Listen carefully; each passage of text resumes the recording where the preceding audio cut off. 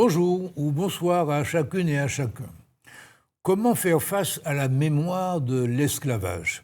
Ce n'est pas une question théorique, c'est une question qui est aujourd'hui extrêmement pratique et je vais vous expliquer pourquoi. Il y a bien des années, un comité dont les dirigeants se situaient à Paris a décidé, avec l'appui de la Fondation pour la mémoire de l'esclavage, d'ériger à Paris un monument en mémoire de ceux qui ont reçu un état civil en 1848, au moment de l'abolition de l'esclavage, et dans les territoires qui étaient à ce moment-là encore français, aussi bien d'ailleurs aux Antilles qu'en Afrique, parce qu'en Afrique aussi il y avait encore de l'esclavage.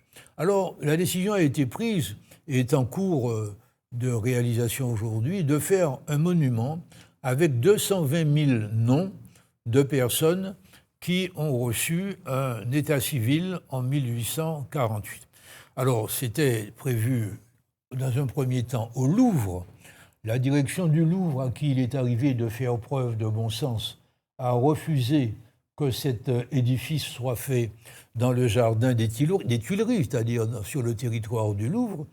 Et puis, la mairie de Paris a proposé un autre lieu, et c'est au Trocadéro, c'est-à-dire à 2 pas de la Tour Eiffel, dans l'un des endroits les plus visités du monde, qu'il est prévu de mettre peut-être votre nom, peut-être le mien, dans le marbre pour dire, vous avez reçu un état civil en 1848, vous êtes à la vie, à la mort des descendants d'esclaves.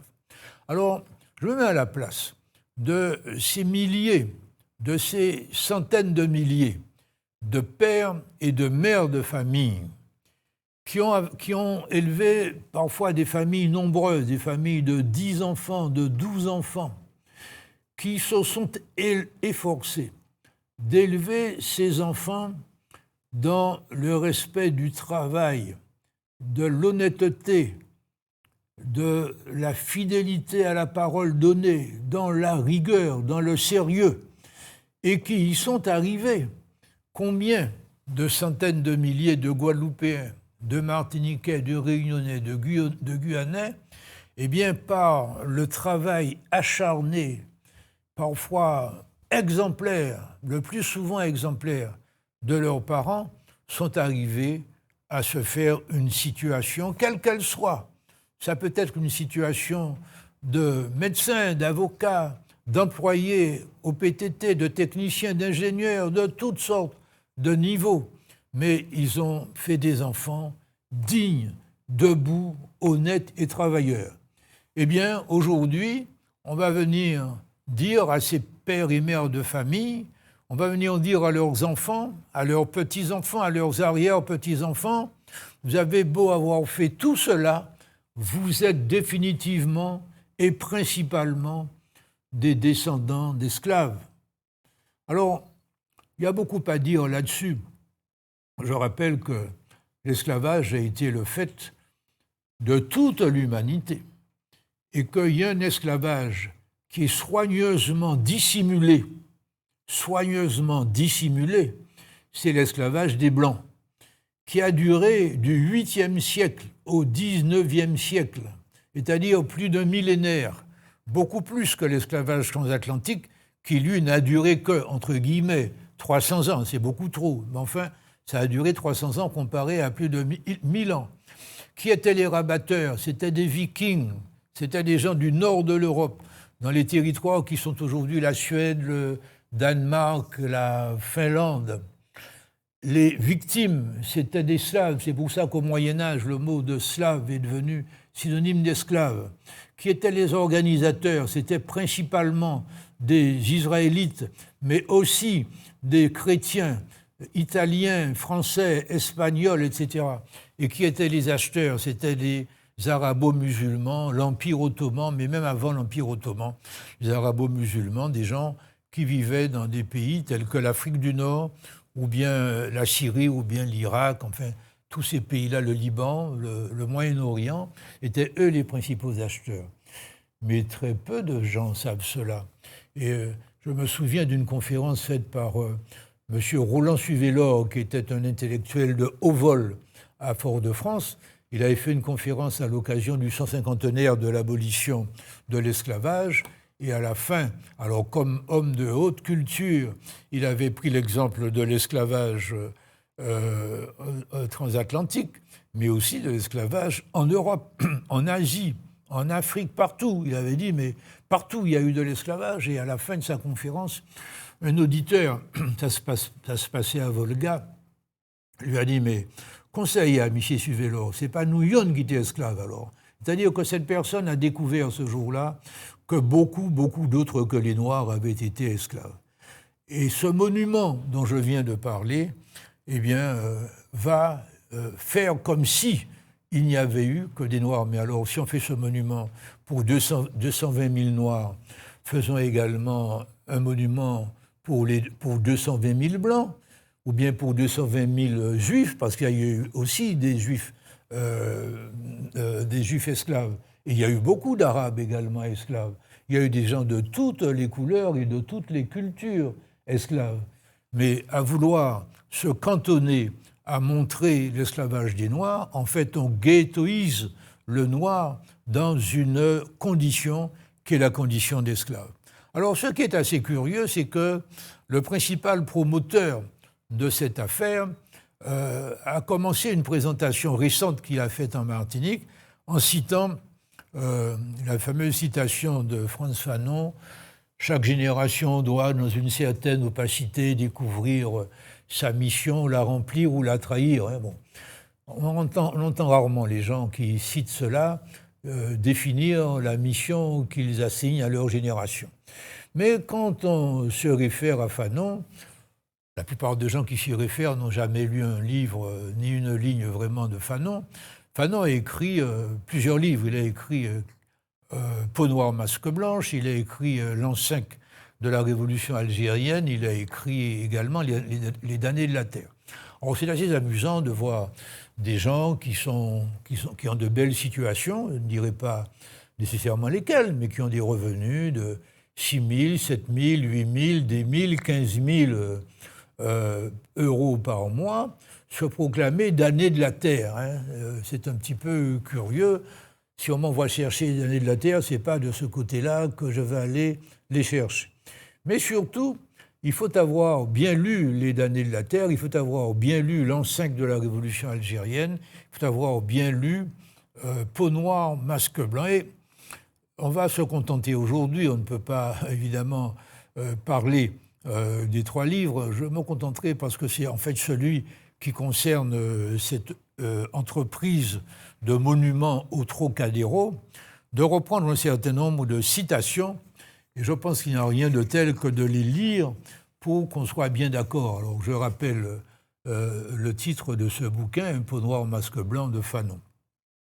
Alors, et Fanon dit notamment ceci, qu'on le veuille ou non, le passé ne peut en aucune façon me guider dans l'actualité. C'est-à-dire, ce n'est pas parce que mon passé est ce qu'il est qu'il me dicte mes comportements d'aujourd'hui. Il continue. Certains hommes veulent enfler le monde de leur être. Un philosophe allemand avait décrit ce processus sous le nom de pathologie de la liberté. Aujourd'hui encore, vous avez des gens qui disent « Moi, c'est un nègre marron, moi, c'est un nègre marron ». C'est très bien d'être un nègre marron quand on est esclave. On a une obligation d'être un nègre marron.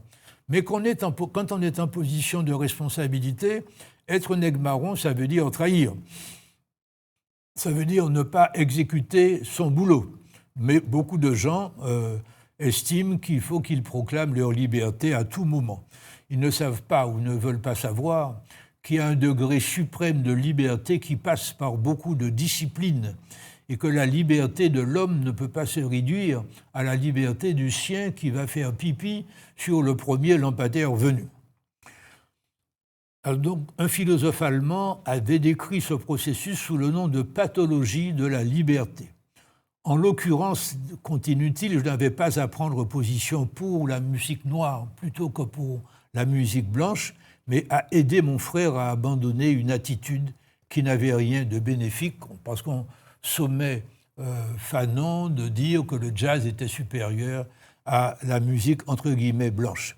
Et Fanon continue, et ça c'est peut-être l'un des passages les plus intéressants, seront désaliénés, nègres et blancs, qui auront refusé de se laisser enfermer dans la tour substantielle du passé. Je suis un homme, et c'est tout le passé du monde que j'ai à reprendre. Je ne suis pas seulement responsable de la révolte de Saint-Domingue, c'est-à-dire d'Haïti. Chaque fois qu'un homme a fait triompher la dignité de l'esprit, chaque fois qu'un homme a dit non à une tentative d'asservissement de son semblable, je me suis senti solidaire de son acte. En aucune façon, je ne dois tirer du passé des peuples de couleur ma vocation originelle. Je ne me fais l'homme d'aucun passé. Je ne veux pas chanter le passé aux dépens de mon présent et de mon avenir. Ce n'est pas parce que l'Indo-Chinois a découvert une culture propre qu'il s'est révolté. C'est parce que, tout simplement, il lui devenait, à plus d'un titre, impossible de respirer. Ce n'est pas le monde noir qui me dicte ma conduite. Ma peau noire n'est pas dépositaire de valeurs spécifiques. Depuis longtemps, le ciel étoilé qui laissait Kant pantelant nous a livré ses secrets et la loi morale doute d'elle-même. N'ai-je donc sur cette terre autre chose à faire qu'à venger les Noirs du XVIIe siècle ? Dois-je me confiner dans la justification d'un angle facial ? Je n'ai pas le droit, moi, homme de couleur, de rechercher en quoi ma race est supérieure ou inférieure à une autre race. Je n'ai pas le droit, continue Fanon, moi, homme de couleur, de souhaiter la cristallisation chez le blanc d'une culpabilité envers le passé de ma race. Je n'ai pas le droit, moi, homme de couleur, de me préoccuper des moyens qui me permettraient de piétiner la fierté de l'ancien maître. Je n'ai ni le droit ni le devoir d'exiger réparation pour mes ancêtres domestiqués. Il n'y a pas de mission nègre, il n'y a pas de fardeau blanc. Il y a ma vie, prise au lasso de l'existence. Il y a ma liberté qui me renvoie à moi-même. Non, je n'ai pas le droit d'être un noir, je n'ai pas le devoir d'être ceci ou cela. Si le blanc me conteste mon humanité, je lui montrerai, en faisant peser sur sa vie tout mon poids d'homme, que je ne suis pas ce Yabon Banania qu'il persiste à imaginer. Il n'y a pas de monde blanc, il n'y a pas d'éthique blanche, pas davantage d'intelligence blanche. Il y a de part et d'autre du monde des hommes qui cherchent. Je dois me rappeler à tout instant que le véritable saut, SAUT, consiste à introduire l'invention dans l'existence. Je ne suis pas prisonnier de l'histoire, je ne dois pas y chercher le sens de ma destinée. La densité de l'histoire ne détermine aucun de mes actes. Et c'est en dépassant la donnée historique instrumentale que j'introduis le cycle de ma liberté.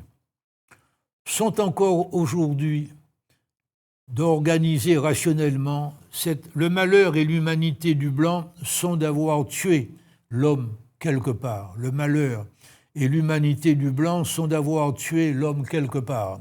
Sont encore aujourd'hui d'organiser rationnellement cette déshumanisation, comme ce projet, même s'il est développé par des gens qui ne sont pas des blancs. Mais moi, l'homme de couleur, dans la mesure où il me devient possible d'exister absolument, je n'ai pas le droit de me cantonner dans un monde de réparation rétroactive.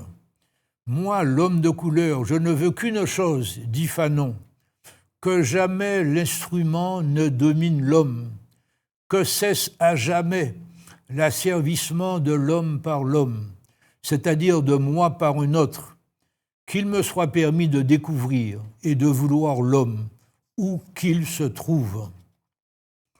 Le nègre n'est pas plus que le blanc. Tous deux ont à s'écarter des voies inhumaines qui furent celles de leurs ancêtres respectifs afin que naisse une authentique communication.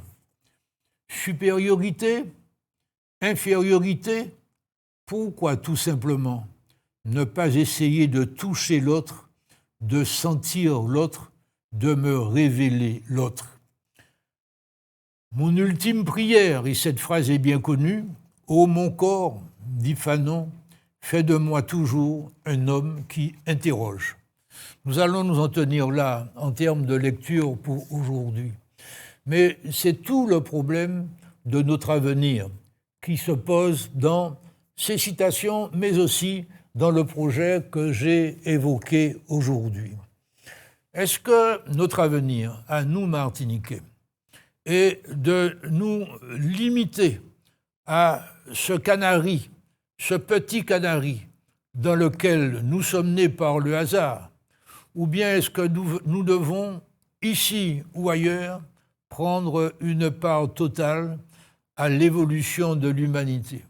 Est-ce que nous ne devons pas exceller chez nous d'abord, et puis après, ou simultanément, féconder la planète de nos cultures métisses? Je remarque que ceux qui sont à l'origine de ce projet tendant à inscrire nos noms comme descendants d'esclaves ont tenté, à d'autres époques de leur vie, d'obtenir l'indépendance de l'une et l'autre de nos deux îles. Et puis, constatant que cette demande d'indépendance ne recevait aucune suite favorable de la part ni de la population de la Guadeloupe, ni de la population de la Martinique, ont décidé que si les peuples guadeloupéens et les peuples martiniquais ne voulaient pas de l'indépendance, c'est parce qu'ils n'avaient pas assez confiance en eux-mêmes. Alors qu'il fallait leur donner confiance en eux-mêmes. Et le moyen qu'ils ont trouvé, c'est de dire qu'en connaissant mieux leur passé, les Guadeloupéens et les Martiniquais auraient davantage confiance en eux-mêmes, auraient le souci de maîtriser leur territoire et seraient des militants de l'indépendance. Mais il n'en est rien. Au contraire, Césaire l'a dit, et il l'a très bien dit, entre le plus large et le plus étroit, je choisirai toujours le plus large. Les Martiniquais, les Guadeloupéens, les Guyanais, les Réunionnais en sont exactement au même point, c'est qu'ils veulent que leur avenir, comme c'était décidé par la loi rapportée par Hitler en 1900, par Césaire, pardon, excusez-moi beaucoup, d'un lapsus idiot, la loi présentée par Césaire en 1946, c'était la loi d'assimilation. Et il s'agissait de définir l'avenir de la Guadeloupe, de la Martinique, de la Réunion, de la Guyane, à l'intérieur de l'ensemble français. C'est le choix qu'aujourd'hui confirment les électeurs des départements et régions d'outre-mer. Alors, le paradoxe et le problème en réalité, parce que c'est une contradiction, le paradoxe c'est que d'un côté, à chaque fois que l'électeur en a l'occasion, il confirme qu'il veut que l'avenir de son île se joue dans l'ensemble français. Et il n'y a eu aucune exception à cette réalité-là. Mais d'un autre côté, quand il a à voter, il vote assez majoritairement, même très majoritairement, pour des candidats qui, eux, se vantent de remettre en cause l'appartenance de la Martinique et de la Guadeloupe à l'ensemble français et de militer pour l'autonomie et l'indépendance.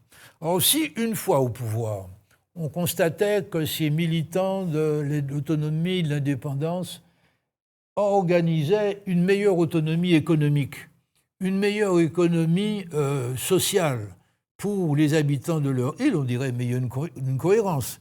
D'un côté, ils disent qu'ils sont pour l'indépendance ou pour l'autonomie, et puis de l'autre côté, ils préparent leur pays à cette autonomie ou à cette indépendance. Mais la Guadeloupe et la Martinique n'ont jamais été aussi dépendantes économiquement et socialement que depuis les années 80, où elles sont dirigées par des personnes qui se proclament indépendantistes ou autonomiciales à un problème. Disons que nous sommes le cul entre deux chaises. Ou bien on est pour l'indépendance, on la réclame clairement, et puis on l'apprend, que la population la veuille ou ne la veuille pas, puisque c'est un petit peu le comportement de certains d'entre eux qui sont dans une procédure, un processus un peu dictatorial. On prend l'indépendance ou bien on prend l'autonomie, et puis on se débrouille avec. Ou bien on sait que la population n'en veut pas et qu'au fond de soi-même, ceux qui réclament l'autonomie ou l'indépendance n'en veulent pas, comme on l'a bien remarqué à bien des occasions, eh bien on cesse de demander l'autonomie et puis on participe à la construction d'un ensemble plus vaste, qui peut être l'ensemble caraïbéen, qui peut être l'ensemble français, peut-être l'ensemble européen. Bref, on a le choix des ensembles dans lesquels on veut se mettre, et puis dans cet ensemble-là, eh bien, on fait en sorte que l'humanité soit un peu moins engagée dans un processus de folle consommation et qu'elle soit un peu plus engagée dans un processus d'épanouissement individuel.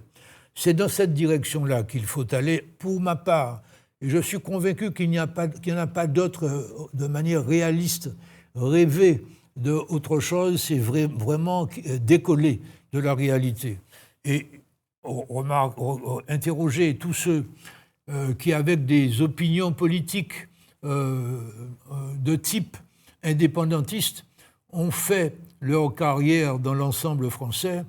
Est-ce qu'ils ont été freinés? Est-ce qu'au contraire, ils n'ont pas eu la possibilité d'enseigner, de se former d'abord, et puis d'enseigner à des gens qui ne sont pas seulement des Guadeloupéens, seulement des Martiniquais? Et aujourd'hui, vous avez encore un certain nombre de nos élites, entre guillemets, parce qu'encore faut-il savoir ce qu'on entend par élite, eh bien, qui ont la chance de pouvoir s'adresser à une population française de 70 millions d'habitants, à une population européenne de 450 millions d'habitants, bref, même à une population mondiale de 8 milliards d'habitants, en partant de notre petite Martinique, notre petite Guadeloupe. Donc, ayons la modestie d'admettre que nos peuples ont fait leur choix, qu'il faut respecter ce choix-là, et puis organisons-nous pour que la suite économique, la suite sociale soit en cohérence avec les choix qui ont été faits en mars 1946 à l'unanimité des députés français, à la demande des parlementaires antillais-guyanais. Je dois souligner que cette demande d'assimilation n'est pas une demande qui est née pendant la guerre. C'est une demande qui est née dès après l'abolition de l'esclavage. Disons qu'au lieu du statut de colonie, eh bien, beaucoup de nos représentants ont demandé un statut de département, en tout cas de territoire assimilé au territoire métropolitain. Non pas qu'ils voulaient renoncer à danser la biguine, non pas qu'ils voulaient devenir blancs, mais c'est parce qu'ils voulaient l'égalité. Ils avaient trimé et pendant la guerre, la première guerre, ils sont allés se faire tuer, pendant la deuxième guerre également, ce que les hexagonaux ignorent ou bien veulent ignorer. Eh bien, s'étant retrouvés dans une situation d'égalité devant le feu de l'ennemi, eh bien, ils ont appuyé sur l'accélérateur à ce moment-là. On dit il faut absolument que nous soyons dans l'égalité sur le plan social et juridique. Mais l'égalité économique, ce n'est pas l'Hexagone qui va l'organiser pour nous. L'égalité économique, c'est à nous de l'organiser. Et cela implique un dialogue sérieux avec les entreprises. Et disons une vérité qui ne va pas faire plaisir à tout le monde. Le fouet qui a été arraché à certains d'entre nous en 1848, est-ce que, en négligeant les problèmes économiques, on ne leur a pas rendu ce fouet? Et est-ce que nous ne sommes pas en train, avec beaucoup de bruit, pour cacher une sorte de défaite fondamentale, eh bien de leur demander de vendre un peu moins cher, c'est-à-dire de nous faire un peu moins mal avec le nouveau fouet, le fouet économique. Réfléchissons à cette question et puis relisons Fanon. Fanon qui nous dit « Ne soyons pas esclaves de l'esclavage ». C'est une erreur que de passer son temps à vivre en fonction de la couleur de sa peau et en fonction des souffrances connues par nos ancêtres. Nos ancêtres ne nous demanderaient certainement pas de pleurer sur leurs souffrances. Il faut connaître, il faut être conscient, mais ils nous demanderaient de régler nos problèmes d'aujourd'hui pour les Martiniquais, les Guadeloupéens, les Guyanais, les Réunionnais d'aujourd'hui. Merci de votre écoute. À un autre soleil.